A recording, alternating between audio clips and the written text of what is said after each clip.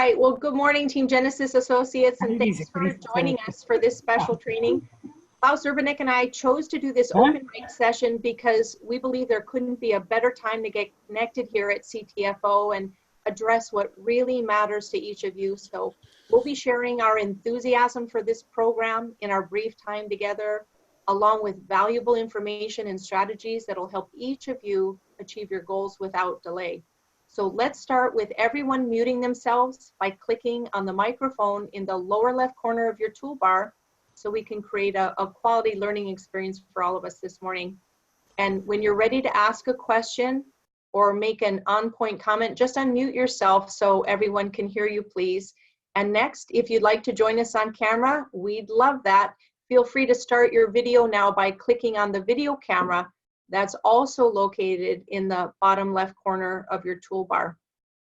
Now here's your chance to ask Klaus or me how we do a particular task, maybe how we would handle a certain situation, or to share marketing ideas we know work, or whatever is on your mind this morning. All right, then let's get started here and take our first question.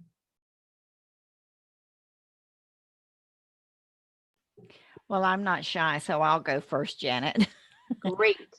I would really like to know, like the other night when you had the couple on that had moved back from Mexico back to the US, and they were talking about going into doctor's offices, spas, and things like that.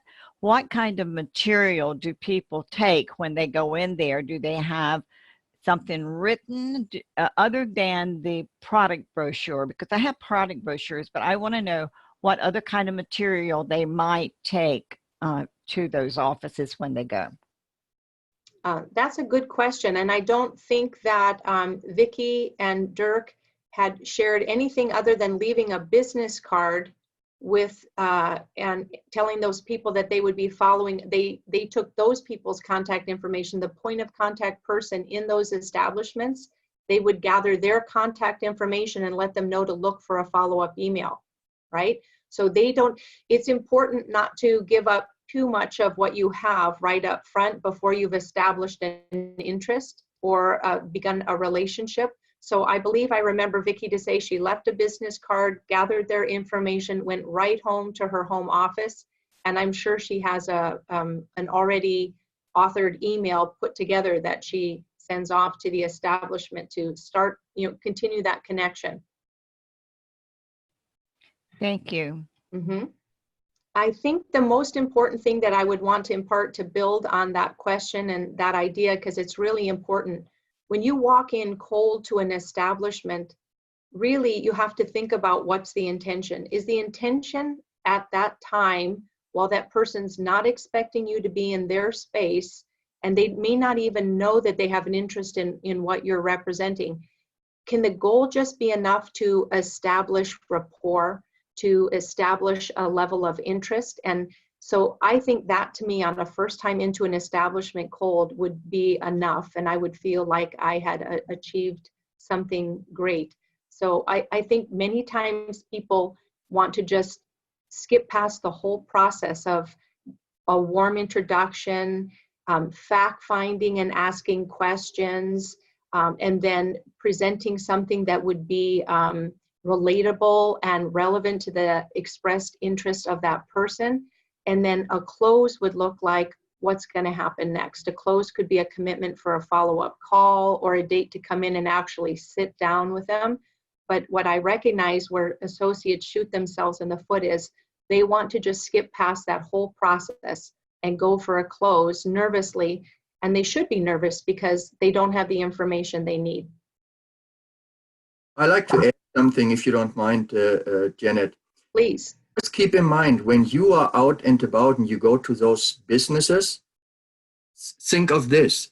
Those businesses, they want to make money, they work, and they get all day long people coming in. Mm-hmm. If you just open the door, go in there and talk to the next best person, give them a brochure, for example, well, they don't need you anymore.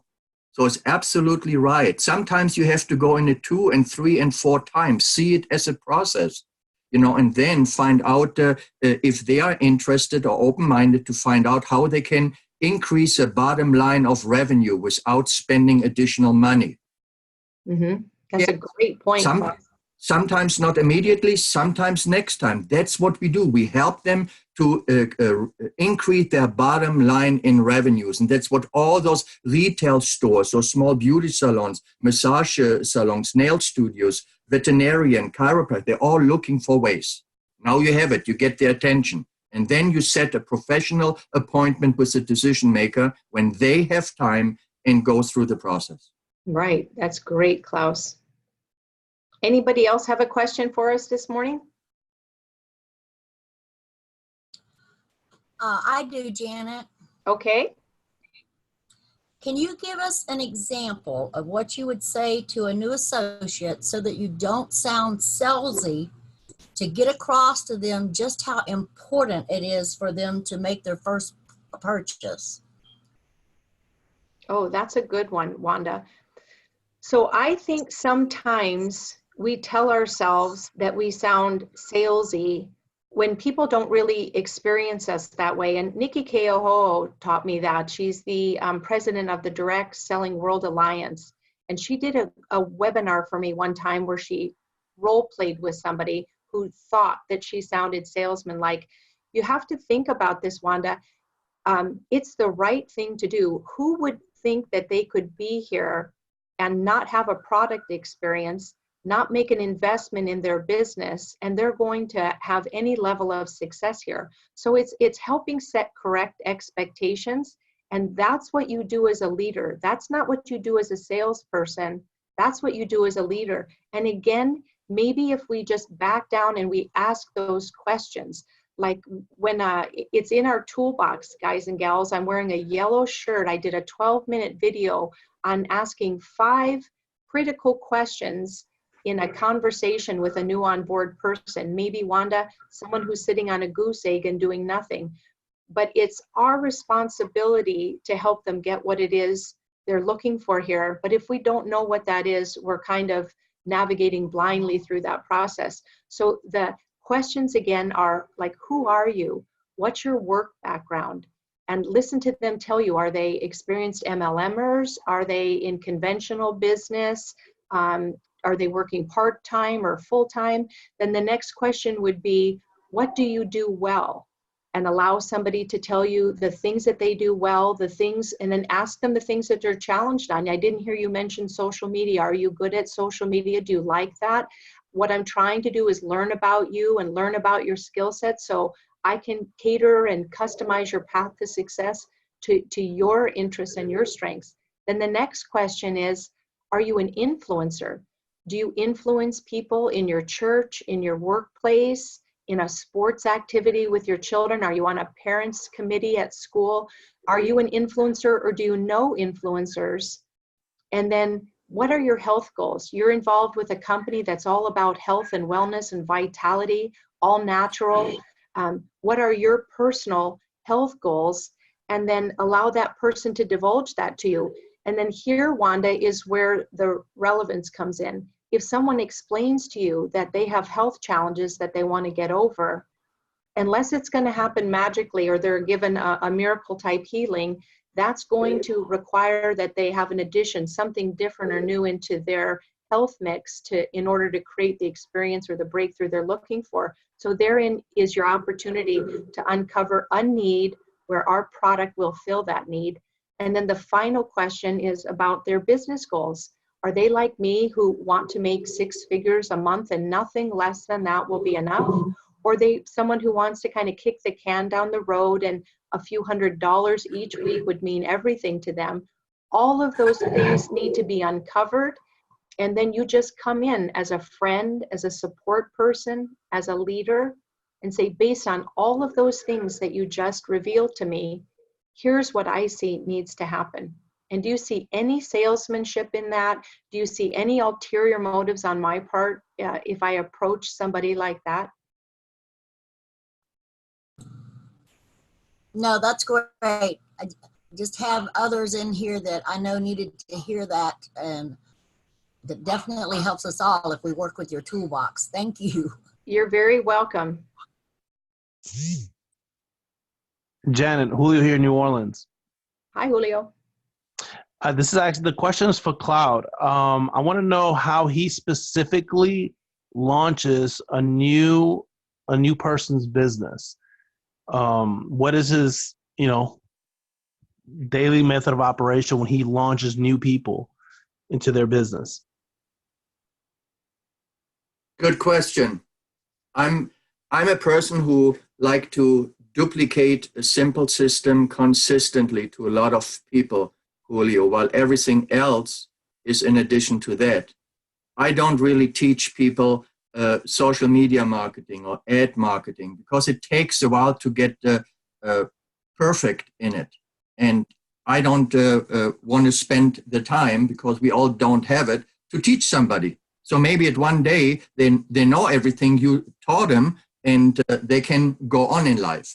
I like the basics. And for me, everyone who comes into the business after they enroll, they have to place their first qualifying order, preferably on auto-ship. Some don't. It doesn't matter to me. But then I want people to make a contact list. I believe everybody knows, when they start in our business, enough people that they can contact. That's what I did, even after 30 years in this business. I made a list of about 25 people that I wanted to work with. Those were not, I know thousands of people, but those were the people, that I wanted to build the business with. Just like in a traditional business. When you start one, who would you like to surround yourself with? With the top people that you hire them, and qualify them after they send you a resume. You ask them, why would you be the right person? But I want people at first, when I get started, people that are positive, that are outgoing, that are business-minded, that professionals, network marketing experience, etc. That's what I did. Out of those 25, 16 joined me because I asked them. I called them up. I asked them, do you want to join me in this new business I'm going to start? So out of those 16, we didn't have the products yet. They came 5 or 6 weeks or so later. 8 of them purchased the product and 4 duplicated that process. And the rest is history. I think I said it before. But placing your first qualifying order is most important. Now, if you don't have money to do that, well, at least teach that and let the person know that you don't, but with your first check, you're going to place your order. Because nobody gets any check or commission if we don't move any products any which way. After the contact list, our first and only goal is, without looking even further, is getting 4 people doing the same what we just did. Getting in with a qualifying order. Guys, and there's no shortcut. You may need to enroll 10 people or 20 or 50 people. Obviously, most of them weren't the right people. They just enrolled because it was free. They were hoping that you maybe built a business for them. That's not how you build a multi-million-dollar business. And then we basically duplicate that through our people that are teachable and can follow our direction. Participate in all live trainings that we have and presentation, and work closely with your enroller or upline support team. That's how I get people started. And listen, I have, just as many of us here on the call, a ton of people who don't do squat. Mm-hmm. Okay? Maybe one day, because they're all on my drip list. I send them, after so often, an email with some testimonials, or say, listen, remember, you still have a free website. Get back with me. If they don't, well, then don't. It doesn't cost me much time sending out an email with 40, 50, or 60 to 60 people at the same time. That's it. Very good. Very good, Klaus. And I'll add here, ladies and gentlemen, that Klaus recorded a quick start guide that's located in the digital toolbox. I keep saying this. If you don't have the digital toolbox, email teamgenesis19@gmail.com and we'll get that to you ASAP. But in that digital toolbox, Klaus recorded a spot-on 30-minute quick start guide that goes over what he just talked about. And I love how Klaus keeps it simple, and he has a track record of success to reflect on. So pay attention. He talks about compelling his new onboards to become executive managers. And then he just told us what that looks like. And then as soon as you accomplish that goal, then you work to create executive managers, become an executive manager maker. And that strategy alone, becoming an executive manager and creating executive managers, will push you all the way into a VP position. Correct, Klaus? Correct, and I like that executive manager, an EMM, become an EMM. Right, an executive manager maker. All right, let's move on to our next question because we've only got 13 minutes left here. We want to make sure we get everybody. This is Mac, Janet, and I'll be short. I don't know if this is a statement or a question, but I found that I'm retired recently over the last couple of years, so I specialize in looking for retired people. Most retired people, if they're recently retired, they're not accustomed to being retired. They're not accustomed to not talking to people and having things to do. So they're really receptive to me setting appointments with them or meeting them at Walmart or wherever and speaking with them. I'm going to date myself. I've been doing networking since 1972 part-time. The last 3 years has been full-time. I'm full-time with CTFO. The company that I left to go with CTFO, I was full-time with for 4 years before I left. And in 16 months, I've made more money with CTFO playing with it than I did the whole 4 years with the other company. So that's great to hear. Love that. And as far as doctors, we have something to offer in the 10X that the other companies out there that don't have to offer them. And a friend of mine is a pharmaceutical rep, and he sets his goal if he can actually talk to the doctor within 12 months of his first step into the office, he feels like he's doing good. Because you got to filter yourself through so many people before the doctor ever gets the information or gets interest in it. But with the, I'm in a small community, 8,000 people in my town, but we have 3 doctors that are distributing CBD to their patients. Since we only have 5 doctors in the whole town, that's a big number. Right. And it's like, if you go in and say, hey, I'm with CTFO, we have CBD, oh, we've already got that, we don't need to talk to you. And when you turn around and walk out, your business card or what you leave them is going to go in the trash because they feel like they've got the best. Somebody's already convinced them that. So you do have to be slow, build a relationship, and just, like I said, I'm amazed at CTFO. And people purchasing their first purchase, I love it when they tell me that they don't have the money to make a purchase, because then I come back with, well, CTFO is different. You don't even have to make a purchase to earn commissions. Right. And also, we could add that their excuse for not buying needs to be their big reason why they need to go to work, right? We can Exactly. And you've made some great points here. You talk about being an influencer with newly retired people who are uncomfortable maybe in their retirement picture. AARP says 76 million of you are looking to supplement your income. So you make a point there.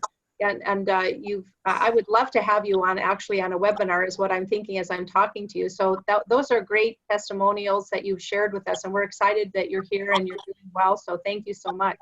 Let's move on to, and then also I'll make a point that as this gentleman had just pointed out, it's a process oftentimes when you're going into a conventional medical practice. So you have to be patient in the process and let it unfold, but you also want to be addressing individuals. I can tell you one of the mistakes I see associates make is to get too narrowly focused on just a few accounts or a few people. It feels creepy to them, guys.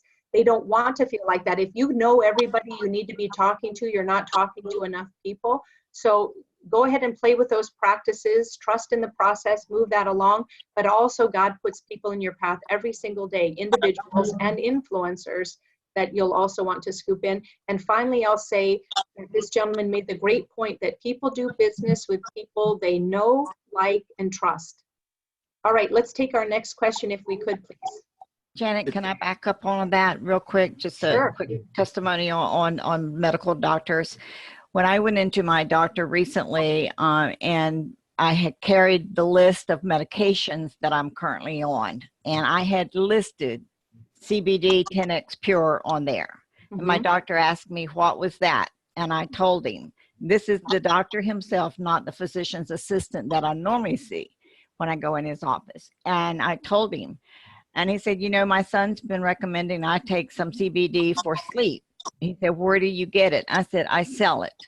He bought from me the 10X Pure and a couple of other products. So always listed on your list of medications that you're taking. If you just added it, make sure the next time you visit any of your doctors, it's added to your list of medications. It's a door opener.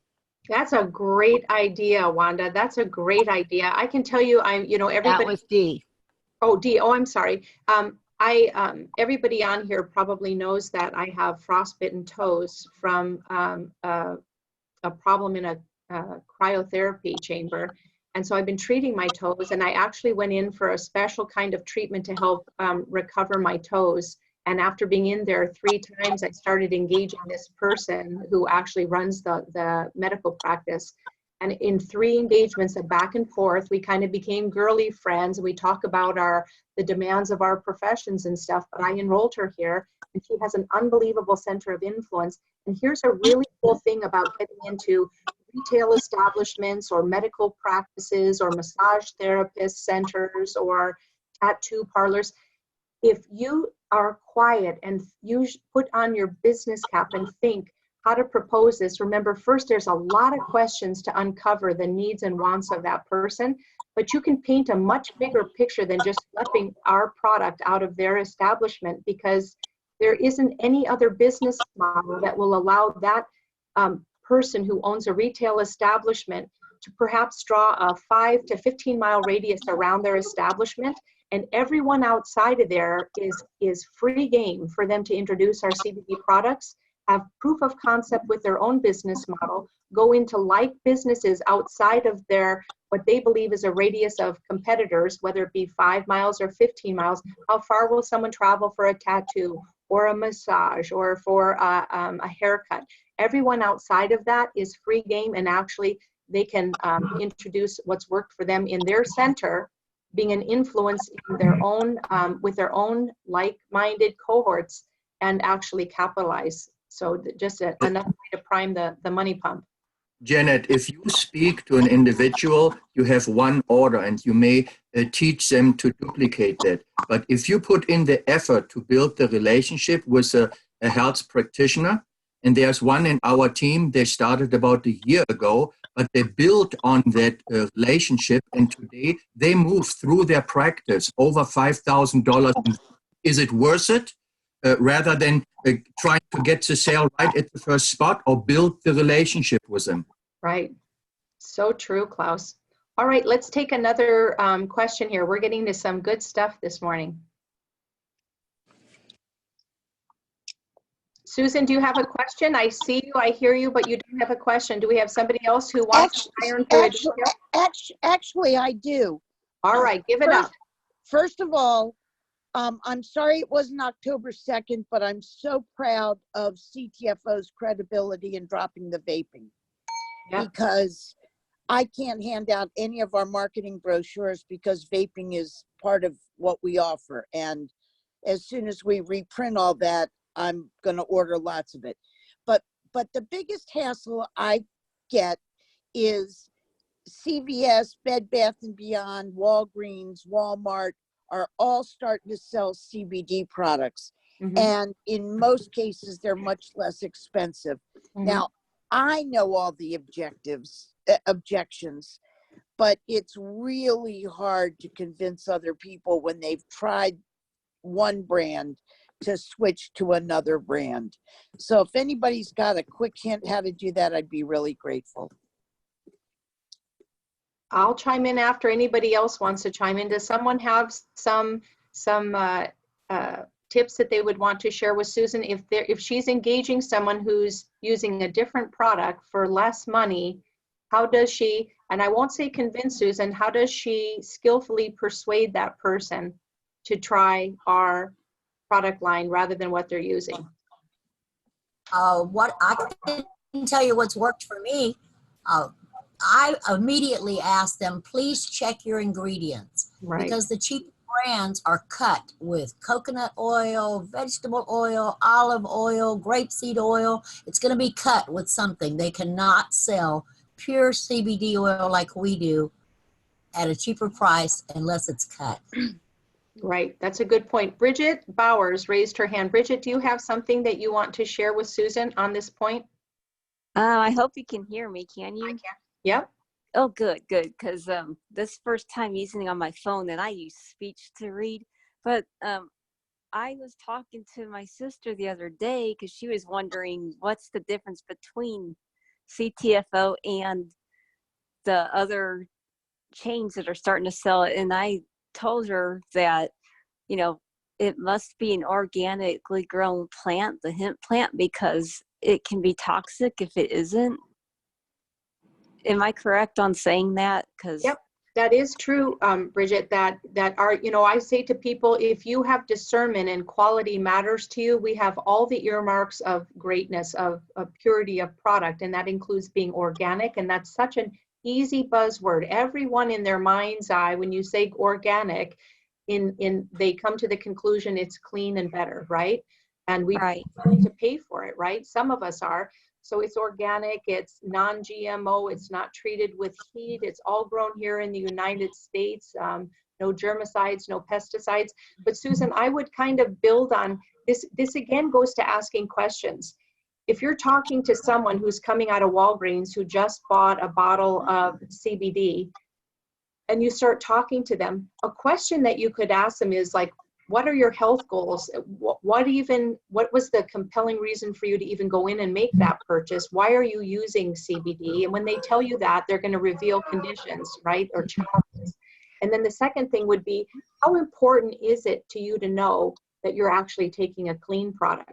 Because there's some people that will go to a local supermarket and they don't care that vegetables have been washed with germicides or pesticides. It's all about that it's cheaper than the next door over where they have their organic produce, right? So you have to ask, how important is it to you that you're taking a clean product? And then I would say to them, because for me, there's nothing else that matters more. I already understand, and millions of other people get the benefits from CBD, but the idea of taking an impure product sublingually under my tongue, going directly into my bloodstream over the course of time is frightening to me. So I'm willing to pay a little bit more money and get the best of the best, get better results in a pure product that's not going to give me additional risks or health challenges because I chose wrong. And then here's a statistic that you could easily recite. They say at least 70% of what's available on the open market is either contaminated, misrepresented, the label on the inside, diluted, contaminated, or the label doesn't match the inside. And I really help people get a picture in their mind's eye, like, oh my God, that could be what I'm doing. I say, do you even know what you're taking? Because I know what I represent. And we guarantee it. It's third-party labs that test our products on a regular basis. We publish those results for everyone because it doesn't get any better. So those are all the kinds of things, Susan, that I would engage somebody with. You have to know, if you're just price shopping, you're going to beat us because a crappy product, we can't do that. But if there is nothing better as far as a product, and then this company even gives you price breaks in 3-packs. They give you opportunities for bulk size orders where you get even more discounts. And on top of all of that, a 60-day money back guarantee of your satisfaction. Janet, Thank you. Mhm. if I may add something, I would actually say that first. I would tell that person who buys a CBD somewhere from the store, I tell them, listen, you made a great choice with CBD, and I understand that's all you know. We have a product that has a 60-day money-back guarantee. Try it, and if you send it back, if it doesn't do anything to you, you can still use the product that you purchased. But I can almost guarantee you, that's why we give people a 60-day, 100% empty bottle money-back guarantee. They will not go back to the other product without saying anything. Okay. Yeah, that's true. That is so true, Klaus. I know I bought some CBD off Amazon before I got involved in CTFO, and it did nothing for me. And then we've talked about how many conditions I've been liberated with CTFO's line. So Yeah. it really does matter. Yes, and we just need to put out there more that we offer a 60-day empty bottle, 100% money back guarantee. That takes the pressure off for not trying it. They want to try it. Yep, that's a great point, Klaus. Let's take just one or two more questions. We're running just a little bit long here. Yep, Dee, mentioning the lab results and reports that are published is really an important one, for sure. So and then it's not just our ideas. We have a third-party validation on what purity really is. Anybody else want to ask one final question or two before we close out our time this morning? Can you hear me okay? Or Yeah, we sure can. I'm Bridget. I do have a question because I have somebody who wants to purchase our products because they have a spinal condition, which is like a nerve condition, but the product I think would work best for her is like the 750 milligram 10x pure. But what if, you know, I think it's best, but the budget, her budget wouldn't, she can't buy it because she doesn't, you know, she has little money. So I don't know what to tell her. Is there maybe a lesser product I could tell her to buy that might? Yeah, that's a really good point, Bridget. In one of our webinars, I talked about how when you're making responsible product recommendations to people, you have to ask them some questions. First, what conditions are you looking to remedy and or turn around, which it sounds like you're familiar to some reasonable degree with her condition.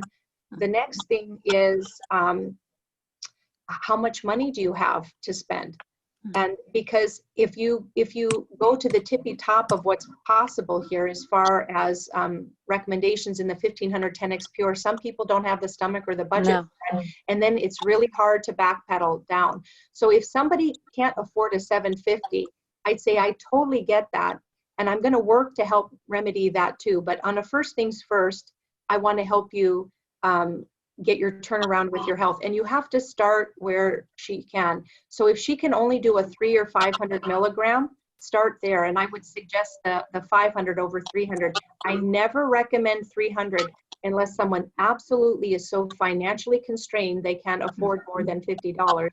Or if it's a child or a person who has no conditions they're trying to overcome, they're just looking for a maintenance product. So okay. Drop down to the 500 and let her know we're gonna do a graduum here of this product, but let's start where we can and get your commitment to a 500 milligram full spectrum whole plant. You'll get benefits from it. There won't be a cell in your body that won't be touched by it, and then we'll graduate from there. We'll do this in your time, in your way, but I'm here to see you through until you get your turnaround. Okay, thank you. You're very welcome. Also, the 500 milligram pain cream will be something you'll shoot for a topical application. Yeah, I think that would be good. Thank you.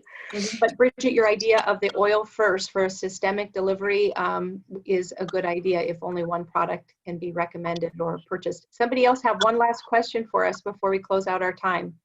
Hi, Janet. This is Nancy. I do have a question, and I think it would be helpful for everybody on the line today to be able to help define out when you would recommend, and the questions that you just had on which product was good, but when would you recommend the 10x Pure 500 or 1500 milligram to the Super Gold 1000?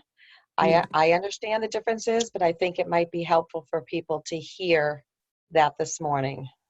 Okay, that's a good question, Nancy. And I actually talked to Leah in compliance, who's part of our admin team on this, because I had a question about this myself. On the Super 1000 Gold product is centric towards pain and inflammation. Now, I have shared with you guys that I have had a pain and inflammation issue since I had a couple motorcycle accidents a few years ago. So that is one of the major conditions that I'm looking to address. But I also have other challenges that might be better served if I stick with the 1500 10X Pure, which has been my choice, which is my learning challenges, my inability to focus, my addiction to sugar, my sleep challenges, my skin conditions. Those things will be better targeted in the 1500 10X Pure, which has a more broad spectrum of the other cannabinoids. Okay. If you're talking to someone who's miserable, whose quality of life is diminished because of pain and inflammation, that's where it makes perfect sense for the Super 1000 Gold.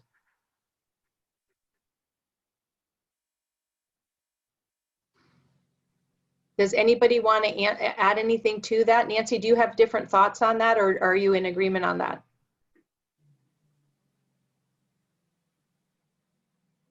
We may have lost her.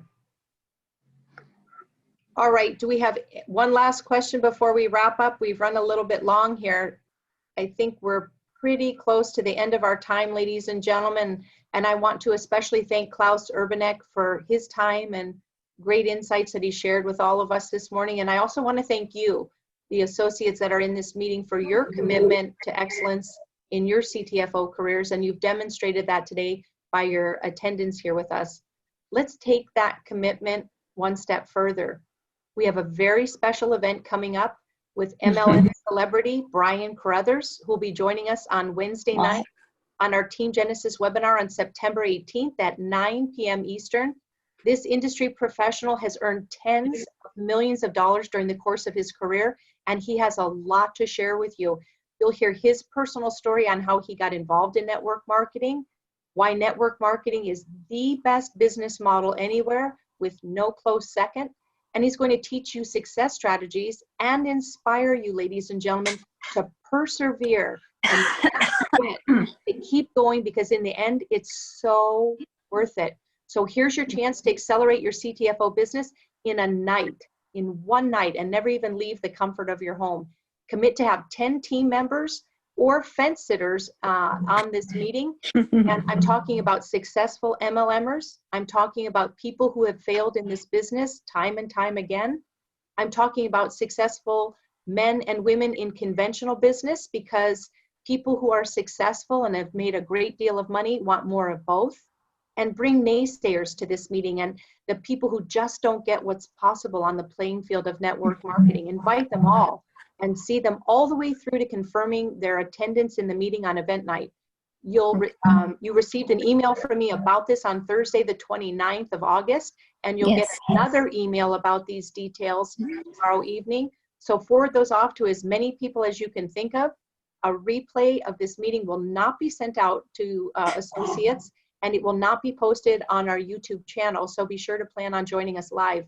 Brian Carruthers charges $1,000 per hour to coach his clients. So do you think it's worth 45 minutes of our time to sit in that meeting for free? I sure hope so. I'll see all of you there. And then don't forget, we have our third Spanish business overview on this Wednesday's webinar, and we have a new host that will absolutely light up your guests that you bring to that meeting. And without a doubt, ladies and gentlemen, tapping into the potential of the Hispanic market is one more way to absolutely explode your business. Huge success stories have been created in our industry because associates focused their marketing and support efforts on this talented and wonderfully excitable group of individuals. Yeah. That's it for today, ladies and gentlemen. I hope you learned something here with us this morning. Have a safe and fun weekend, and we'll see you again on Wednesday night. Bye for now.